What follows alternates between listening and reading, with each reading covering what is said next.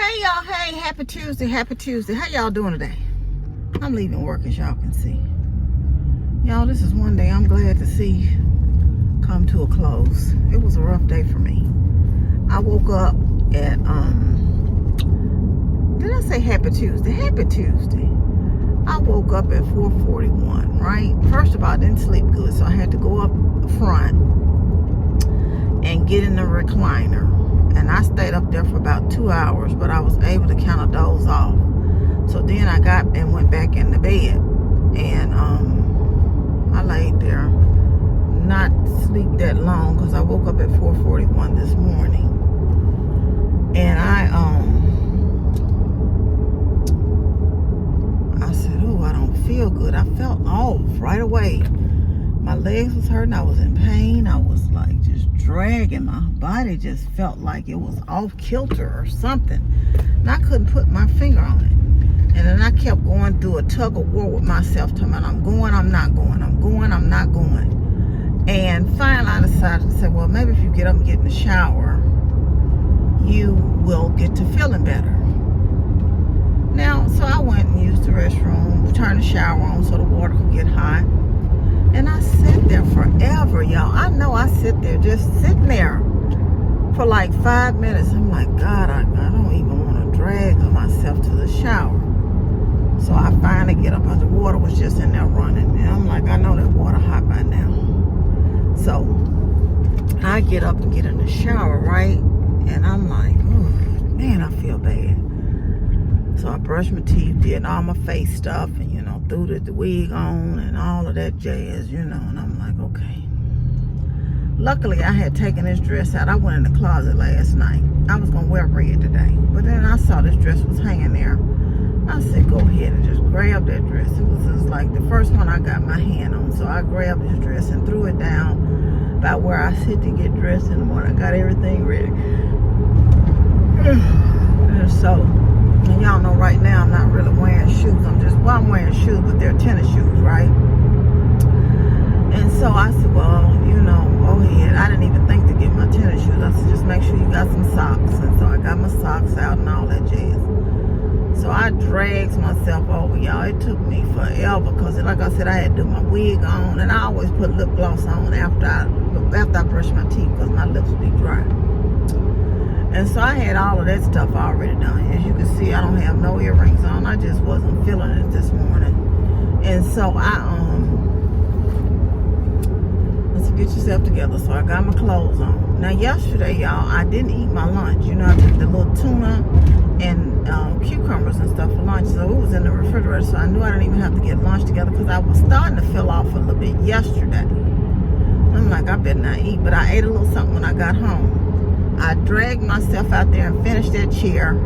And the last step was to spray it down with some Lysol. So it's still sitting in the garage right now. I got the 2 covers for it. I hadn't decided on which one I'm going to use yet. One is a plain and one is a pen. I guess I'll get it in the room and put them on there and see which one looks better. And so because one of the little spots in the seat didn't come out, so I'm definitely going to have to put a cover on it.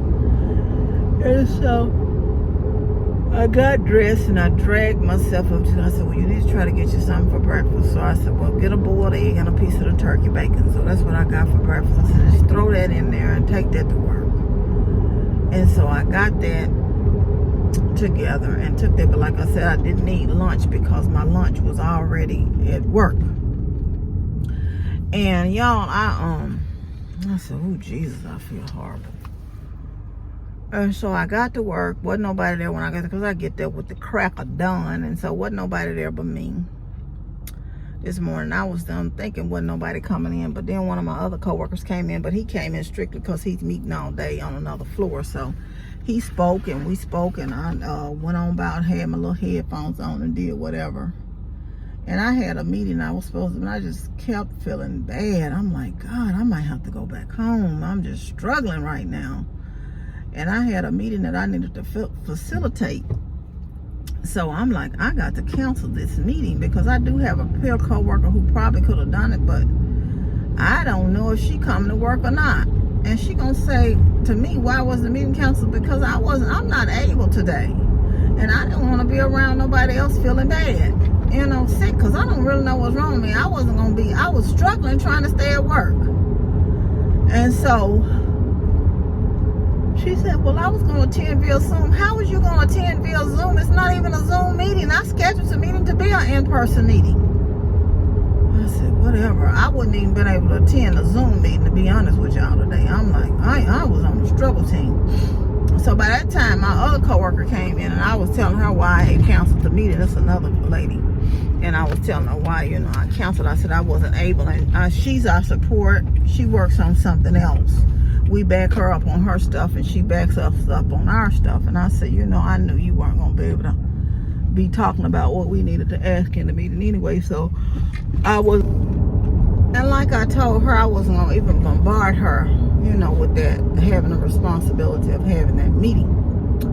So I started to feel a little bit better in the day, and another coworker from another department came down, and we just ended up talking for a while. But we were talking about different volunteer opportunities, and we have something at our company called FedEx Cares, and we were talking about maybe baking cookies as a team building thing, you know, down at the St. Jude house. And she was talking about the Special Olympics, and they needed some assistance with the bowling. And I was just telling her some of the places she could volunteer if they wanted to fix meals, the missionaries of charity. And I was saying that I was going to do the we were just talking about the parameters of, because she manages the warehouse for Toys for Tots in this area, in the Mid-South area. And I was telling her I wouldn't mind, but I definitely couldn't walk the warehouse. So she was asking me about, you know, she had something I could do. I could actually come down a couple of days and I could check them people in, or different stuff, she said. So I told her that I would be more than, you know, willing to do that a couple of the days. You know, I'm not going to do it the whole time, but I would come down and do a couple of days where I could help. You know, I wouldn't have an issue with coming down and kind of signing people in and doing the stuff like that. So we talked about that in some kind of way. I was telling her that I was going to do the sock drive and the throw blankets for the homeless, you know, the homeless shelter, that I am going to do that. And I don't know how many I'm going to be able to buy, but that's going to be my thing I'm going to do for the season. And I would also, I said, because it would be who, you know, children get a lot. I said, one of the local radio stations here always is petitioning for someone to take seniors off the list. I said, so even if I get someone off the angel tree this year, if I decide to do an angel, either I'm going to go through the radio station and do someone, it will be a senior this year. I've made up in my mind, and I may ask my brother to go in with me and do a couple of seniors and Amber. But we're going to do, I made up in my mind that's what I was going to do. So if you all have it, I said, because the children always get taken care of, and it seems like and the seniors don't ask for a whole lot. Sometimes it'd be like they have them in the high rise, they asking for maybe a radio or a phone or something simple. I mean, they be talking about it. That's a little new house phone.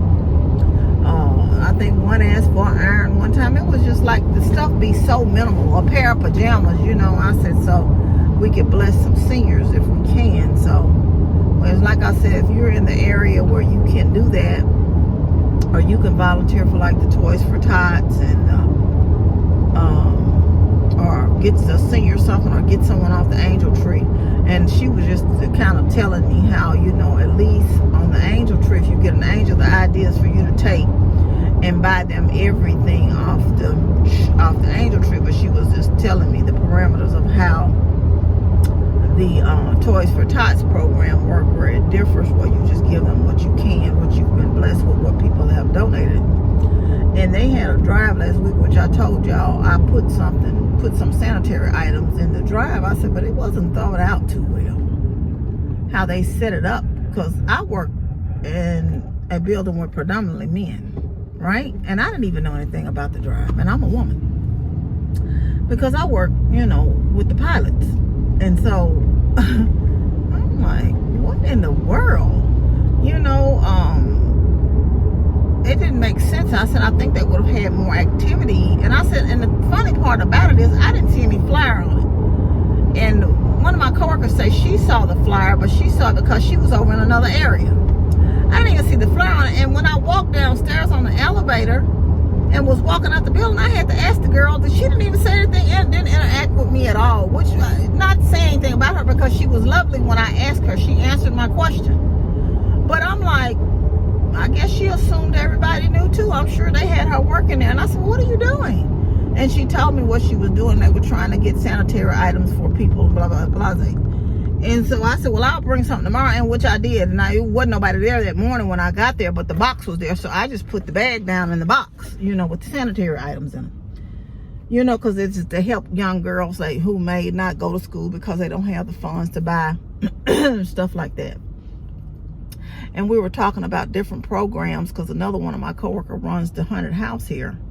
And he was saying it's always 1% of something that's going to act a fool, because he was talking about the issues they have at the haunted house. And we said, yeah, and she was even talking about how people are so, ungrateful. But for the most part, people are grateful, but you get the 1%. And you said that's people who really are signing up for the stuff that don't really need it. Because people who are in really need and are not fortunate enough to be able to afford the things for their children for the holidays, they are grateful, that they're getting a chance to give them children something at the holidays. And I said that's why it would behoove them to. I said, because I was asking her about, I told her the angel tree, I know for a fact they be on a hunt, a lot of times they don't get all the angels signed up for. So what happens to those? And she was just saying, even that program, they have an extra surplus. And while they may not, for those particular angels, be able to get everything on the list, some of the surplus will answer the list, some of their things on the list. So those people still get something, just may not get, everything on the list that if someone would have chosen them and actually chose to purchase, for them. So yeah, it's just interesting how, when you volunteer for different stuff, you learn different dynamics of some of the volunteer and some of the program guidelines and things like that. And so we were talking about, giving out, my coworker said he gives out like glow sticks and stuff for his Halloween treats. And I was saying I had bought some things and we had more children in the neighborhood. And I said, I think we had more children in the neighborhood than what lives there. I said, but I remember when I drove to Lyft, I took families to different neighborhoods in Memphis, where it was, I guess, a lot, easier for children to walk from house to house, where several houses were participating in it.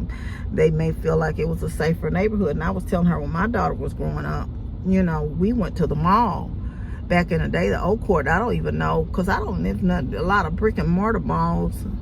I know the Old Court still exists, but I wonder if they still do that. A lot of the churches do the trunk or treat. They do have the children dressing up in biblical characters, but they do things that, so children can also participate and have, some sense of doing something, community-wise, but, more safe and more monitored. And I was telling you, back in the day, but of course I worked, we were in a lease building. So it wasn't like a secured on FedEx property. And so we worked in the lease building, and we would decorate our cubicles or decorated or not decorated, but we gave out, and people went and got their kids at the end of the day and brought them back up in the little costumes. So we stayed an hour or two after, closing, and they was able to walk around to each cube and get out candy and have the little punch and drinks and stuff in the break room for the children. So, but it was a lot of people that worked there, and there was a lot of people with school-age children, Of course, my daughter was a teenager at the time, and they would still say, get Amber back, you walk around and get her stuff, or they would bring stuff specifically to my desk for her. And I just laugh sometimes. Well, I remember I had one guy, his name was, I remember Ed, he works for Estes now. And he lived over in Southland, he would always buy whole candy bars. I say, Ed, you're the only one I know give out whole candy bars. And he would bring whole candy bars, take them to your daughter. I'm like, she don't need but a couple of these. I just get tickled now, just the memories of thinking about that. But do your mall in your area, do y'all still even have brick and mortar malls? Because I know a lot of these malls seems to be in several cities, seems to be closing down. I don't remember what, but I was watching something and they were talking about cities with the highest crime rate, right? And St. Louis was the highest, I remember. I think maybe Detroit was on the list somewhere. Memphis was number 4. I can't even think of it. I remember when Chicago used to be number 1. So they have improved greatly, apparently, in their city, because they didn't even make the top 5. Not that that's a list anybody want to be on anyway. But yeah. Oh, my throat trying to hurt. I don't know what. I'm coming down with something, y'all. Oh, that was another thing. I never did finish telling y'all. So I told my coworker, I said, I'm getting ready to call it a day. I said, I'll be here tomorrow because we try to cover our office every day. She said she would be in Thursday. And one of my other coworkers will be in Friday. I said, to make sure somebody's there every day, you know, for our office, because it's only 4 of us. So we all supposed to be there on Wednesdays, but she said she had signed up for something or another. But yeah, I said, I'm finna go. And I get on the elevator, and I got so dizzy walking to the elevator and overheated. I hope I ain't coming down, and I'm gonna take something when I get home. And like I said, my throat trying to hurt. I kept trying to get clear of mucus last night too. And yeah, I got so overheated, I had to sit in the lobby a while. When I got down there, I couldn't even go straight to the car. I said, oh, what is going on? So I had a jacket on. I took the jacket off. Well, no, I didn't. I take that back. I sat there and got myself together. But as soon as I got out the door, I sat there for about 5 or 6 minutes. And I got myself together. And I said, look, get up and get to the car. Get to your car. You got to get to your car. You got to get to your car to go home. So I got to the car finally, but I had to take that jacket off. And it's only 80 degrees here. I couldn't even make it to the car, baby, with that jacket on. I'm like, this is not gonna get it right here. Like I said, I'm gonna take something when I get home. I said, you gotta eat. Maybe you're not eating enough. So I ate the little tuna fish and the 3 little canoes I had for, you know, I had took for lunch yesterday. I ate that. I might have to drink me some hot tea, like I said, because my throat trying to hurt. This ain't it.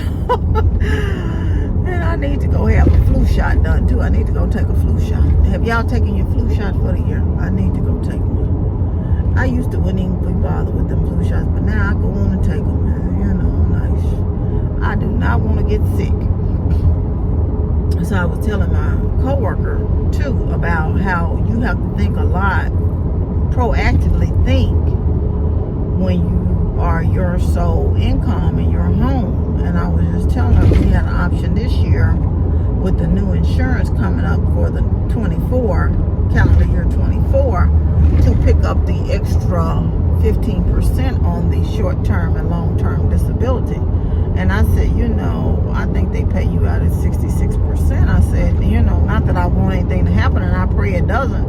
I said, but it's best for me just to pay the upcharge on the insurance that we have the option for now, because it's better to have it and not need it, and need it and not have it. I used to listen to a minister, and he used to always say in his sermon, better to have God in your life and not need him, and need it and not have him. So invite God into your life. Yeah. So like this is pretty much the philosophy of having an insurance. So I'm like, yeah, we were all talking, and I think we all around similar ages, and we were saying about 8 more years, and one of them said 8 or 9 more years. We all saying, you know, we gonna retire. If God say the same, we live to see it, we getting on down, we getting up out of there. And so one was saying she would want to go and do what, that off the grid living, and I'm like, you can help yourself with that. Then she said, well, I might get an RV. I'm like, you can help yourself with that too. I said, shoot, I have a hard time going to the rest. I said, them composting toilets and the van life and all that. I said, that ain't for me. I said, you know, I wouldn't mind doing it for a weekend or something, but not on no permanent basis. Now I guess if I had to, I would. But that ain't no desire. And we were just talking about, I was telling her I saw something on TikTok about a lot of people are relocating from California, where they've earned millions of dollars on real estate. And they've moved, and they are driving up the prices in some of these areas. Like this particular person was talking about, it was driving up the prices in Nashville and you know, surrounding areas of Nashville.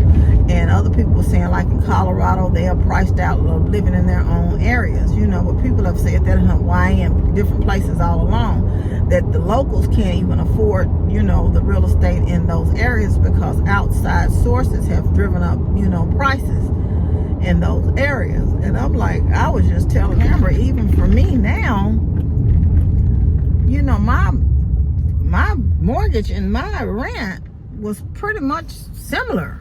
I said, but even now, 1 bedrooms in a decent area is going for like $1,500. I'm like, you can't. So that's in all these places. I said, honey, even if I thought about moving, I have to sit myself down somewhere. Unless I married somebody and he had a house paid for, but then I would be reluctant to sell my home. I said, because even now I have quite a bit of equity in my home, because of course I've paid down some, and of course my house increased in value after I moved in it. I said, but why would I sell to get the equity out, and then where am I going to go? And then risking going somewhere else with a higher interest rate.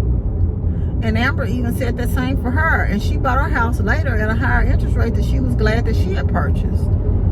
I'm like, this is almost maddening. So, honey, and I talked about this last week about don't get grown too soon. If you can stay with your parents, stay with them. And save your money until you can make a good investment, you know, until real estate market come down some or something, interest rates come down. But do what you're supposed to do while you're with your parents. Save your dad blasted money. I stayed fussing at Amber, but that was my purpose, to help her to be in a position to buy a home.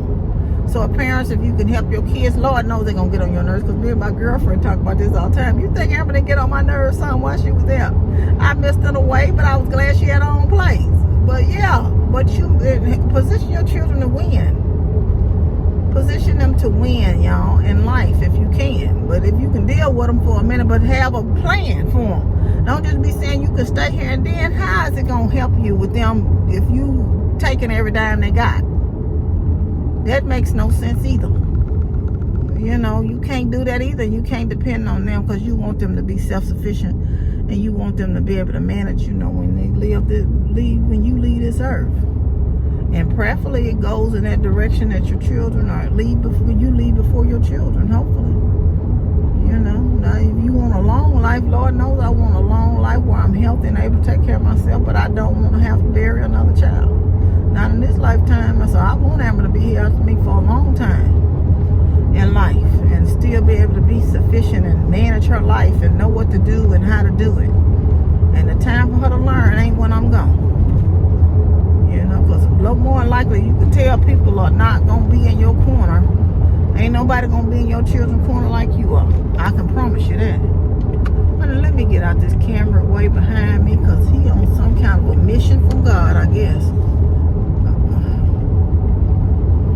Mission going too fast. But y'all, I'm gonna get off here, because when I get home, I'm gonna get all kind of ways in the bed. I'm gonna take me something, because my throat is hurt. Maybe that's what's wrong with me. I'm coming down with something. I ain't gonna claim it. I'm gonna claim a healing over me right now, because I'm hot. I got the air on in the car lightly, but I'm kind of scared to run it hard. My head on one, two, chuckle. Oh, Jesus. Yeah, I guess y'all say, look, we don't want to hear all your illnesses. Okay, y'all, okay. I'm going to get off here. But y'all know I love you, but God truly loves you the most. I hope I didn't bore y'all today. I was just talking. Anyway, I love you, but God truly loves you the most. Remember to always be kind to yourself and others. Be joyful and be blessed. And I'll see y'all tomorrow. And I hope